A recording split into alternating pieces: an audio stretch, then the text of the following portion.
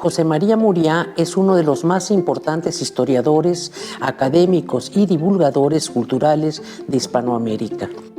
En 1982 presentó bajo su coordinación la emblemática Historia de Jalisco, constituyendo un legado y ejemplo para la historiografía contemporánea. Su abanico de intereses es inagotable. Ha abordado temas como la historia de Guadalajara, la vida de los cronistas coloniales, los secretos de la charrería y los avatares del tequila. Nació en la Ciudad de México el 17 de agosto de 1942. El origen catalán de sus padres ha marcado la trayectoria del historiador, quien ha promovido cátedras y programas bilaterales. José María Muriá realizó sus estudios de licenciatura en la Universidad de Guadalajara, donde obtuvo el grado de maestro en Historia en 1966 con la tesis Enrique Díaz de León y la Universidad de Guadalajara. En 1969 obtuvo el grado de doctor en Historia en el Colegio de México con la tesis Sociedad Prehispánica y Pensamiento Europeo. Su afán de universalidad quedó patente en ambas tesis y hoy son clásicos como modelo de investigación y de aliento narrativo. Las influencias de Miguel León Portilla y la de Luis González y González, el impulsor de la microhistoria, fueron definitivas, además de llevadas con orgullo por Muriá, quien inició una reconocida trayectoria como catedrático en la UDG, en institutos y universidades nacionales y extranjeras, y su rigor y severidad con los alumnos ha sido legendaria. Para José María Muriá, la historia se ha revelado como un mundo abierto hacia el pasado, que es un presente permanente e inacabable. Fue un pionero como divulgador con su programa de televisión Páginas de Muriá, donde hizo de la historia un lugar para todos. De 1973 a 1981 fue investigador en el Centro Regional de Occidente, donde publicó títulos como El federalismo en Jalisco, 1823-1973, y La brevísima historia de Guadalajara. Historiador, bibliotecario y organizador ejemplar, todo en una vocación múltiple. De 1981 a 1988 fue director de la Biblioteca de la Secretaría de Relaciones Exteriores y en 1984 fue nombrado secretario técnico de la Comisión Nacional Conmemorativa del quinto centenario del Encuentro de Dos Mundos. Dotó de una nueva sede al Colegio de Jalisco, donde como presidente gestionó la donación e instalación de la biblioteca de Miguel Mates con 45,000 ejemplares. Protagonista en la vida de la UDG, coordinó el programa para las celebraciones de su bicentenario, además del 450 aniversario de la Fundación de Guadalajara. José María Muriá continuaba escribiendo y publicando libros imprescindibles como Sociedad Mexicana y México Prehispánico, Bartolomé de las Casas ante la historiografía mexicana en 1974 y Zapotlán el Grande del siglo XVI al XIX de 1977.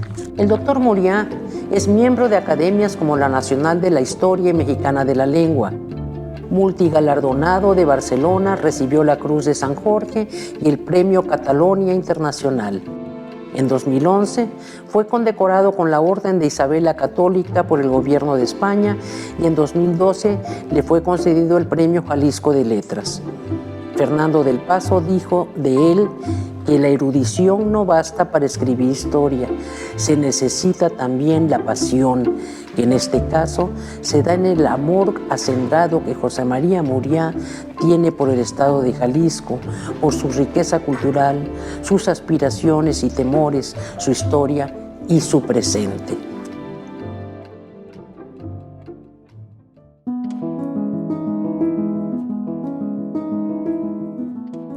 Pues tengo hoy el enorme gusto de encontrarme en la Biblioteca Juan José Arreola de la Universidad de Guadalajara para entrevistar a una persona verdaderamente entrañable para mí y una persona sumamente reconocida en el mundo de la historia. Se trata del doctor José María Muriá. Vamos a platicar mejor de viva voz con él. José María, Cuéntame, ¿cómo fue que tú decidiste ser historiador? ¿Cómo te nació esa idea? ¿De dónde vino? La culpa básicamente la tiene un distinguido maestro de literatura de esta ciudad, hombre brillante y talentoso y sabio, pero muy mal expositor, don Arturo Rivas Sáenz, al que respeto todavía, respeto la memoria y lo respeté como maestro, pero yo entré a la Facultad de Filosofía y Letras porque no hallaba qué hacer. ¿De qué daba clases don Arturo? Del español superior. Fue tan aburrido aquello, Fernando. Incluso un día, pasando el tiempo, te lo dije, oiga, don Arturo, pues yo me salí de letras porque era inaguantable aquello, 2 horas, imagínate. Todavía había calor en septiembre y fue espantoso. Entonces dejé la carrera de letras y me fui a estudiar una carrera que se llamaba contador privado. Regreso a la Facultad de Filosofía y Letras, ingreso a la carrera de Historia. De Historia. Y ahí fue donde me encontré. ¿Qué maestro recuerdas? Mira, el más importante, el que por decirlo de alguna manera me amarró en la historia, fue don José Guadalupe Zuno. Don José Guadalupe Zuno. Don José Guadalupe Zuno daba clases de prehistoria y cosas así, bastante aburridas. Sí, pero todo un personaje en la historia de la cultura. Pero cuando se ponía a hablar de sus experiencias, pues era fascinante. Era la historia de la Revolución Mexicana en primera persona, ¿no? Sí, claro. En fin, el obregonismo, el callismo, todo eso. Ahí me enganchó.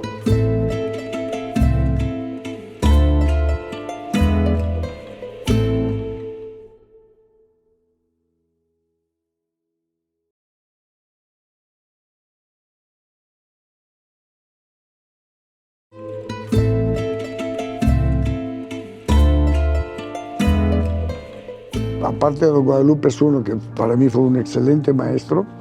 Así, Ladrón de Guevara también. Y luego don Alberto. Don Alberto Ladrón de Guevara es el transformador de la historia en Jalisco. O sea, de esa historia antigua, fáctica, positivista, etcétera, a una historia analítica en busca de la comprensión de las situaciones y todo eso. Se hace cargo de la materia porque ve el libro que se estaba usando, que era el famoso libro de Malet, era la cosa más antigua del mundo, ¿no? Yo recuerdo que ese libro yo lo llevé en preparatoria, también en la preparatoria de Jalisco, y nos lo repetían en la facultad. Cuando entra Ladrón de Guevara, introduce nuevos libros, introduce el libro de Cruzet, por ejemplo, de historia, y nos ponía a leer en francés, además, a ver cómo le hacen, pero... Y eso sí, entre Zuno que me gana para la historia. Y tú después te vas a estudiar a México, ¿no? Sí, pero hubo otros que también fueron muy importantes, pues negativos. A ver. Sí, había un profesor, por ejemplo, que nos dio Historia de México del siglo XIX, que empezó el curso diciendo, en México ha habido 2 clases de gentes. Yo, disciplinado, abrí aquellas llaves que hacíamos, ¿no? Puse 1, 2, me dice, liberales y bribones. Y así se echó el curso entero. Fulano de tal que era un bribón, ya sabíamos. En el inciso primero. Que era muy nocivo, era Razo Zaragoza, José Luis Razo Zaragoza, que él era el meticuloso. Entonces, como que ante esos contrastes, y algunas incursiones que hice a la Ciudad de México o con historiadores de la Ciudad de México que venían a dar algunos cursos intensivos, así, me quedó la película clara que mis estudios de maestría, se llamaba entonces, en la Facultad de Filosofía y Letras de la Universidad de Guadalajara, les faltaba muchísimo. Entonces decidí irme a México a estudiar el doctorado y me inscribí en la UNAM, pero un buen día me encontré a don Manuel Gutiérrez de Velasco, que no había sido mi profesor, pero sí fue mi maestro en muchos sentidos. Don Manuel tenía contactos en México, me llevó con el director de la Biblioteca Nacional, don Ernesto de la Torre Villar. Dice, mira, pues te vas a pasar con esto de que para ganarte el chivo tienes que dar tantas clases, pues te lo vas a pasar aquí y usó una expresión que me encantó, dice, de ruletero de la cultura, ¿verdad? ¿Por qué no te vienes a trabajar a la biblioteca y aquí pues te metes en lo de historia y en la tarde pues nos vamos juntos a la UNAM, ¿no? Y así empecé, pero se terció el ofrecimiento, bueno, la sugerencia que me hizo el propio Ernesto de la Torre de asomarme por el Colegio de México, que estaban inaugurando el programa de doctorado. Me salí de la UNAM, trabajé muy poco en la UNAM. Me admitieron en el programa de doctorado Y a mí me sorprendió mucho que me admitieran con tanta facilidad en el colegio. Primero llegué a pensar que era por mi talento desbordante que se percibía de lejos. Yo sorpresa no. ¿No? Pero un buen día tuve la amarga desilusión porque resulta que me habían admitido porque no había ningún mexicano inscrito o solicitado. Había un venezolano, un colombiano y una norteamericana. No, y además entonces, por tu talento, porque ni modo que te lo hubieran dado. No, la SEP les dijo que si no había mexicanos no entraban. Y en ese momento aparecí yo en la puerta y claro, me inscribieron inmediatamente. Pero luego sí me apretaron las tuercas, porque me dijeron, oiga, sus antecedentes valen grillo. Va usted a hacer todos los estudios de doctorado, pero va a sacar usted maestría. No, pues entonces eso sí me entró una angustia brutal. Trabajé como burro, me enfermé de todo lo enfermable. Empezaron a mover el calendario, entonces no hubo vacaciones. Desde el primer semestre, cuando regresamos, en el seminario del doctor Gauss, ahí Gauss empezó a pasar, a revisar los trabajos que habíamos hecho. No, imagínate, tener de maestro a José Gauss, bueno, qué privilegio. Lo que viene. Ya hace el análisis, les comenta los trabajos a todos, y ahí me dejó para el final. Yo dije, y me dice, oiga, su trabajo me ha impresionado mucho, es muy bueno, promete mucho. Dice, yo le sugiero que lo convierta en tesis doctoral y me permita dirigirse. Uy, qué privilegio.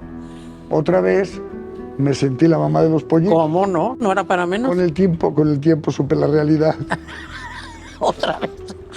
Empecé a trabajar con Gauss, era formidable porque trabajar con Gauss significaba, aparte de las clases que nos daba, 1 hora solo con él todas las semanas. Qué barbaridad, sí. Y un buen día, que aflojó la chamba, le dije, oiga, maestro, ahora sí, aquí entre nos, aquello de que mi trabajo aquel era tan maravilloso. Dice, lo que pasa es que supe que lo habían puesto a usted en contra la pared. Y entonces repitió una frase que le oí repetir muchas veces. Al alumno hay que ponerle puentes y no trampas. O sea, todo ese discurso fue una escena que montó el hombre para que se olvidaran de prohibirme el doctorado o evitarme el doctorado. Y claro, saliendo de esa sesión del seminario, yo creo que sin tocar el piso, me fui directo a la oficina de la directora de históricos, la maestra María del Carmen Velázquez, muy apreciable también. Dije, oiga, ¿qué me van a dar aquí? ¿Doctorado, maestro? No, dice, ya el maestro Gauss dijo. Qué maravilla. Y bueno, y ahí ha habido el trabajo durante 3 años. Material mío lo convertí en tesis y en el jurado iba a estar Miguel León Portilla de la UNAM, Jiménez Moreno de Lina, los calendarios, bueno, me retrasé un poco y finalmente hasta el mes de junio se llevó a cabo el examen doctoral, importantísimo para mí, dramático también, porque al final del examen se murió el maestro Gauss. Sí. Cuéntanos un poco de tu paso por el Colegio de Jalisco, cómo se funda, cuándo se funda, y háblanos de esa labor que hiciste ahí y de esa obra que fue capital. Bueno, la historia de Jalisco se publica exactamente hace 40 años, el mismo día que se funda el Colegio de Jalisco. Esa historia de Jalisco se hizo en el seno del Instituto Nacional de Antropología e Historia. Parte de mi responsabilidad en el INA me pareció que era tratar de aglutinar todo lo que había para tratar de cocinar una historia con criterio moderno.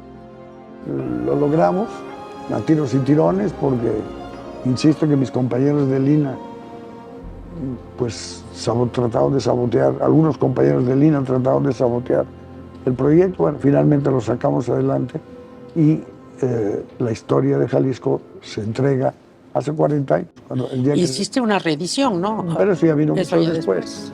Después de eso, al terminar la historia de Jalisco, vino el ofrecimiento de ir a trabajar a la Secretaría de Relaciones Exteriores en 1981 y estuve ahí hasta el 88 o principios del 89 como director general de archivos, bibliotecas y publicaciones. En bibliotecas también. Eso tuvo mucho valor para mí porque finalmente yo me formé en Guadalajara. Mi estancia en la Ciudad de México o en el Colegio de México, pues aquello era un claustro. Era como si hubiéramos estado encarcelados o en un convento, ¿no? Mi perspectiva de la vida era bastante cerril, provinciana en el peor sentido.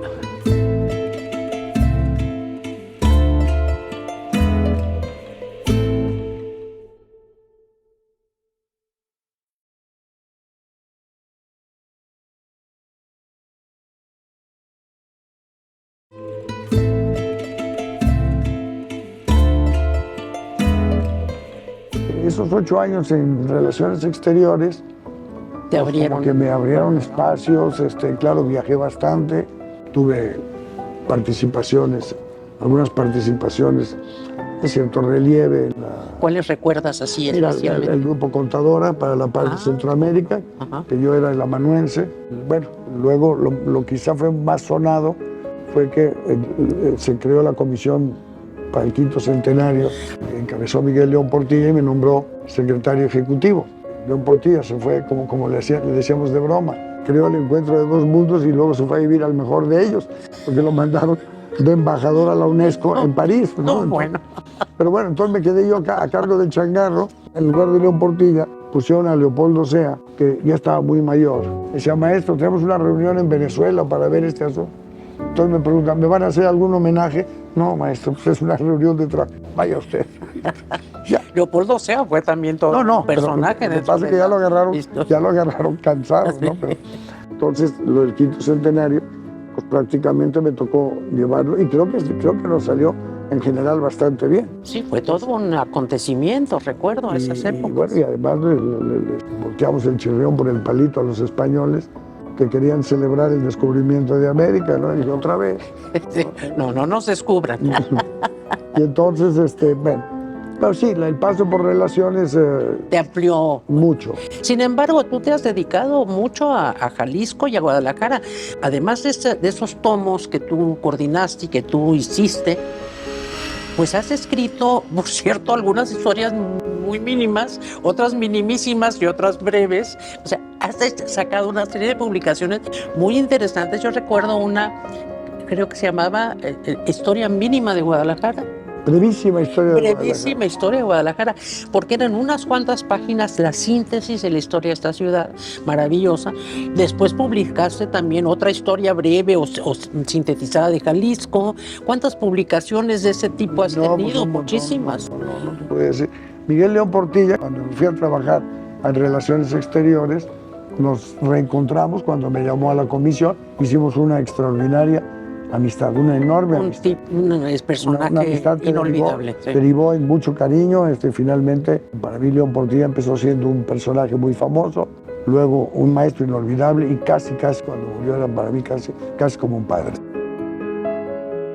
El tema del 5º centenario, él fue el que marcó la línea, sin duda alguna, pero me cabe el orgullo de haberlo sostenido y en fin. Lo que quería decir es que León Portilla se burlaba mucho de mí y me decía, ahora nomás te falta escribir una historia de Jalisco en un grano de arroz. Traté, pero no pude. Porque de tus publicaciones recientes, a ver, prácticamente cada año escribes un pequeño libro que es un resumen de una serie de cosas relacionadas con tu propia historia, pero relacionadas con Jalisco. Has escrito sobre el tequila. ¿Por qué te ha interesado esa beta de la charrería, del tequila? Mi vocación cuando abandono la Ciudad de México después de que se me muere Gauss en Vietnam y empiezo a buscar, fue una noche muy amarga, la que sobrevino lo que sucedió al sepelio de Gauss. Me vinieron muchas cosas. Total que en un momento dado agarré el coche y salí a la carretera. Pero lo que sí recuerdo muy bien es que en esa gran recta que hay desde Querétaro hasta Irapuato, que es casi una sola recta, me forjé la imagen de lo que tenía que ser mi vida.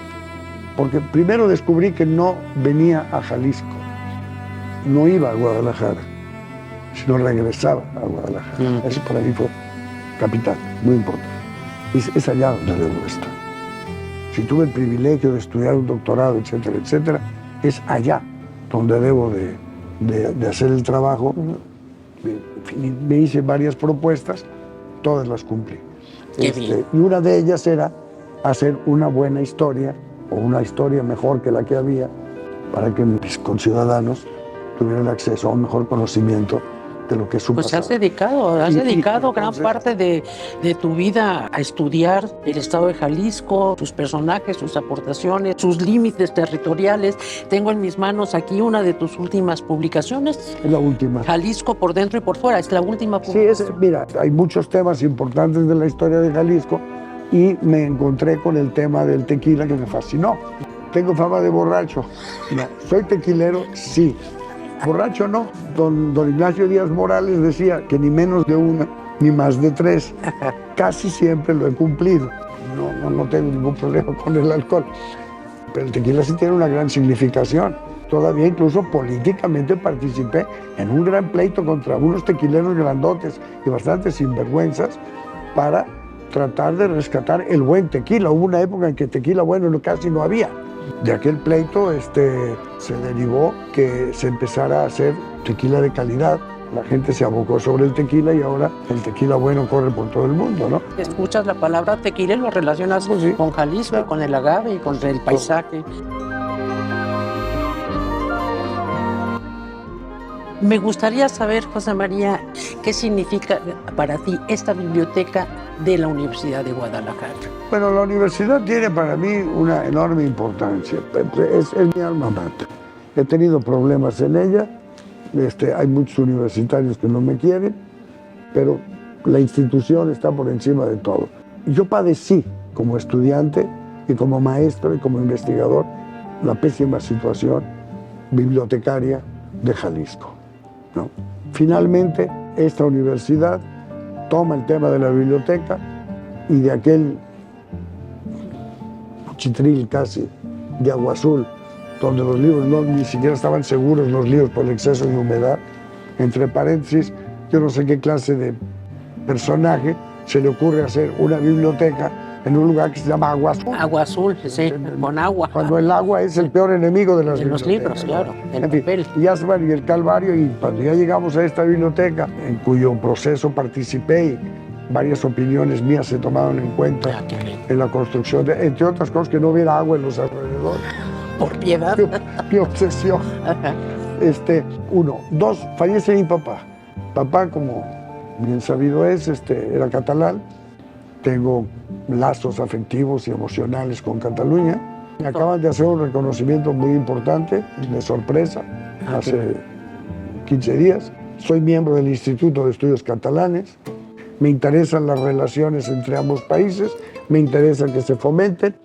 La cruz de la parroquia no la niego, nací en este país, he vivido siempre en este país. Pero, ¿qué hago con la biblioteca de mi papá, que tenía unos 4 o 5 mil ejemplares en catalán? Entonces me ocurrió donarlo a la Biblioteca Pública del Estado cuando estaba en proceso de venirse para acá. La universidad hizo las cosas bien, hicieron una ceremonia, firmamos unos documentos que no sé dónde quedaron, pero y aquí está. Entonces seguí picado consiguiéndoles libros. Bueno, puedo presumir de que ahora es esta la biblioteca catalana más grande que hay en el mundo fuera de Cataluña, Sí. a excepción de la Biblioteca del Congreso de Washington. No, bueno, es que qué privilegio. Y estamos justamente en este Aquí ámbito donde hemos entrevistado a José María Muriá. Te agradecemos muchísimo el habernos concedido este tiempo para compartirnos toda esta parte también de su propia historia, que también es la historia de Jalisco y también parte de la historia de la Universidad de Guadalajara. Gracias, doctor. Fue un placer platicar El contigo. gusto es mío.